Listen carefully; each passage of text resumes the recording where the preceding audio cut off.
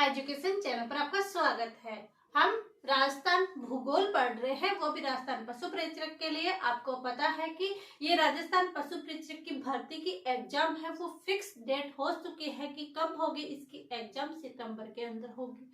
तो ध्यान रखिए, आप अब बिल्कुल भी ढील मत करिए, इसके एग्जाम डेट आ चुके हैं, आपको उसकी तैयारी निरंतर जारी रखनी है।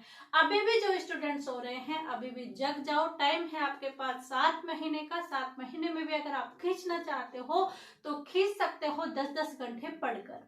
तो ऐसे में आज क्या पढ़ने वाले हैं हम, राजस्थान में खनिज संसाधन पढ़ रहे थे। खनिज संसाधन के अंदर हमारे राजस्थान में वर्गीकरण, कैसे कैसे कौन से खनिज पाए जाते हैं, अरावली में कौन से खनिज पाए जाते हैं, ये वाली सारी डिटेल हमने पिछले क्लास के अंदर देख ली। आज हम ऐसे ही आगे लेकर इसकी डिटेल करने वाले हैं और आज और कल 2 क्लासें होकर हम खनिज वाले टॉपिक को कंप्लीट करते हैं। आई होप एग्जाम में यहाँ से आपका क्वेश्चन बन पाए। तो देखिए, राजस्थान में खनिज है, वहां से हम क्वेश्चन देखते हैं कि कहाँ से क्वेश्चन पूछा जाता है। हमने सीसा, जस्ता जैसे लोहा, एलोहा थे, वो हमने पढ़ लिए थे। आज हम क्या पढ़ने वाले हैं, आज की क्लास में हम पढ़ने वाले हैं इमारती पत्थर। अब इमारती पत्थर एक तो है नहीं कि एक है, इमारती पत्थर के अंदर ग्रेनाइट भी आ जाता है, कोटा स्टोन भी आ जाता है, यानी हमारी इमारत बनाने के जो पत्थर काम आते हैं उन्हें क्या कहा जाता है, इमारती पत्थर कहा जाता है। अगर ये क्वेश्चन आए कि सर्वाधिक उत्पादन वाला खनिज कौन सा है, तो सर्वाधिक उत्पादन वाला खनिज कौन सा है, इमारती पत्थर। सर्वाधिक उत्पादन वाला खनिज, सर्वाधिक उत्पादन वाला खनिज अगर कोई हमसे पूछे तो वो कौन सा होगा, इमारती पत्थर होगा। अब देखिए, हमारे राजस्थान में सर्वाधिक उत्पादन किस पत्थर का होता है, इमारती पत्थर का सर्वाधिक। तो अगर यहाँ पर सर्वाधिक उत्पादन होगा तो निर्यात भी होगा। जाहिर सी बात है कि सबसे ज्यादा उत्पादन यहाँ पर होता है तो उसका हम निर्यात भी करेंगे। तो इसके अंदर यह आ जाएगा, सर्वाधिक उत्पादन वाला खनिज कौन सा है, इमारती पत्थर है। और सर्वाधिक निर्यात वाला खनिज, अगर हमसे पूछे कि सर्वाधिक उत्पादन वाला खनिज कौन सा है तो भी कौन सा आ जाएगा, इमारती पत्थर। और सर्वाधिक निर्यात वाला खनिज कौन सा है तो भी कौन सा आ जाएगा, इमारती पत्थर आ जाएगा। अब इन इमारती पत्थरों के अंदर देखते हैं कि कौन कौन से कहां पर स्थित है। जैसे बात करते हैं ग्रेनाइट, किसकी, ग्रेनाइट। अब ग्रेनाइट सर्वाधिक कहां पर है, जालोर में। ग्रेनाइट पत्थर सर्वाधिक कहां पर है, तो ग्रेनाइट पत्थर सर्वाधिक कहां पर है, ग्रेनाइट पत्थर सर्वाधिक कहां है, जालोर में। लेकिन इसके साथ ही एक और आता है काला ग्रेनाइट। क्या आता है, काला ग्रेनाइट। तो काला ग्रेनाइट कहाँ है, काला ग्रेनाइट है काला डेरा, किसके अंदर, जयपुर के अंदर। तो ग्रेनाइट हो गया, इस ग्रेनाइट सर्वाधिक जालोर में लिखना है। यदि आ जाए काला ग्रेनाइट, तो काला ग्रेनाइट को क्या हम लिखेंगे, काला ग्रेनाइट, कालडेरा। अब ये मतलब काला कालडेरा कहां पर स्थित है, जयपुर में। कालडेरा कहां पर स्थित है, जयपुर के अंदर स्थित है। तो ग्रेनाइट के अंदर हमने 2 कैटेगरी देख ली कि ग्रेनाइट सर्वाधिक कहां पर है, जालोर के अंदर। यदि क्वेश्चन ये आता है कि काला ग्रेनाइट, तो काल से ध्यान रखना, काला ग्रेनाइट कालडेरा जयपुर के अंदर क्या स्थित है, काला ग्रेनाइट स्थित है। उसके बाद कौन सा आता है, कोटा स्टोन। कौन सा स्टोन, कोटा स्टोन। और ये कोटा स्टोन कहां पर स्थित है, कहां पर है, कोटा स्टोन आएगा कोटा में, क्योंकि शुरुआत से ही आ रहा है कहां का स्टोन, कोटा का स्टोन। तो कोटा स्टोन कहां पर आएगा, कोटा के अंदर। फिर आते हैं हम सलेटी पत्थर। अब ये सलेटी पत्थर कहां पर होगा, कोटा स्टोन तो नाम से ही हो गया कि कोटा के अंदर है, और ये सलेटी पत्थर कहां जाएगा, तो सलेटी पत्थर कहां पर होगा, अलवर में। सलेटी पत्थर कहां होगा, अलवर के अंदर। एक आता है छितर पत्थर। ये क्वेश्चन यहाँ से भी आता है कि कौन सा दुर्ग है जो क्षेत्र पत्थरों से बना हुआ है, तो कौन सा है, जोधपुर दुर्ग। तो क्षेत्र पत्थर सर्वाधिक यानी इसका कहाँ उत्पादन होगा, वो होगा जोधपुर के अंदर। कहाँ पर, जोधपुर, किसके अंदर होगा, जोधपुर। तो इसके अंदर आप देखते हैं इमारती पत्थर सर्वाधिक उत्पादन और सर्वाधिक निर्यात होता है।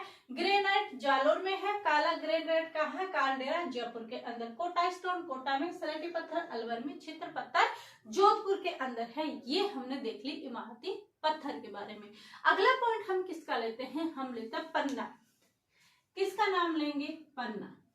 एक बार जब बीएसटीसी की एग्जाम हुई थी उसके अंदर पूछा गया था कि हरी अग्नि किसे कहा जाता है। जब बीएसटीसी की एग्जाम हुई थी तब क्वेश्चन आया था कि हरी अग्नि किसे कहते हैं, तो हरी अग्नि किसे कहा जाता है, इसी पन्ना को कहा जाता है, हरी अग्नि। हरी अग्नि किसको कहा जाता है, इसी पन्ना को क्या कहा जाता है, हरी अग्नि कहा जाता है। और क्या नाम है इसके, मरकत, अमरलैंड। क्या नाम है इसका, हरी अग्नि है, मरकत है, अमरलैंड है। किसका, राजस्थान में उत्पादन कहाँ होता है। यानी अगर हमसे क्वेश्चन आए कि ये पन्ना है, इसका सर्वाधिक उत्पादन कहाँ पर होता है, तो ये कहाँ पर होगा, कालागुमान। कालागुमान कहाँ पर स्थित है, तो कालागुमान है राजसमंद में। तो पन्ना का जो उत्पादन कहाँ पर होता है, उत्पादन होता है कालागुमान। कालागुमान कहाँ पर स्थित है, राजसमंद में, कालागुमान राजसमंद। अब इसके अंदर पहले ये क्वेश्चन आता था कि लाठी सीरीज कहाँ पर है, वो हमने किसमें देखा था, भौतिक प्रदेश पढ़े थे, तब हमने देखा था कि लाठी सीरीज कहाँ है, कुबड़ पट्टी कहाँ पर स्थित है। तो आप कमेंट में बताएं कि कुबड़ पट्टी कहाँ पर स्थित है। इसी के साथ ग्रेनाइट को कहा जाता है कि ग्रीन फायर बेल्ट कहाँ स्थित है, यानी कहाँ से कहाँ तक है, जिसे ग्रीन फायर बेल्ट के नाम से जाना जाता है। तो किसके नाम से, ग्रीन फायर बेल्ट, यानी हरी अग्नि हो गई ना, ग्रीन फायर बेल्ट यानी हरी अग्नि। हरी अग्नि किसे कहा जाता है, पन्ना को कहा जाता है। और ये है कहाँ पर स्थित, तो देखिए ग्रीन फायर बेल्ट कहाँ से है, तो देखिए कालागुमान तो आएगा, कालागुमान। कालागुमान कहाँ है, राजसमंद में। इससे राजसमंद से कहा जाएगा ये अजमेर तक, इसे क्या कहा जाता है, ग्रीन फायर बेल्ट। एग्जाम में क्वेश्चन आ सकता है ग्रीन फायर बेल्ट कहाँ से कहाँ तक है, तो कहाँ से कहाँ तक है, कालागुमान राजसमंद से लेकर कहाँ तक है, अजमेर में एक जगह पड़ती है राजगढ़ तक।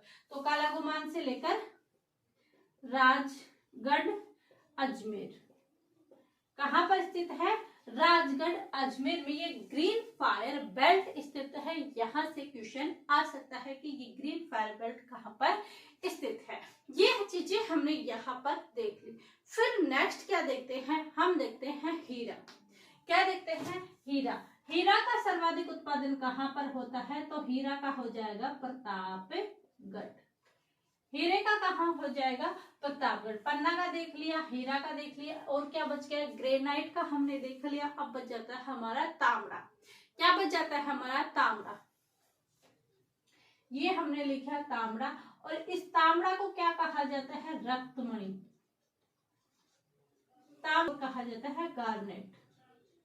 क्या कहा जाता है, गार्नेट। रक्तमणि कहा जाता है और गार्नेट कहा जाता है। तो तांबा, इसको क्या कहा जाता है, रक्तमणि कहा जाता है और गार्नेट कहा जाता है। अब देखते हैं कि इनका उत्पादन कहाँ पर होता है, किसका, तांबे का। तो तांबा का उत्पादन, तो उत्पादन के अंदर देखते हैं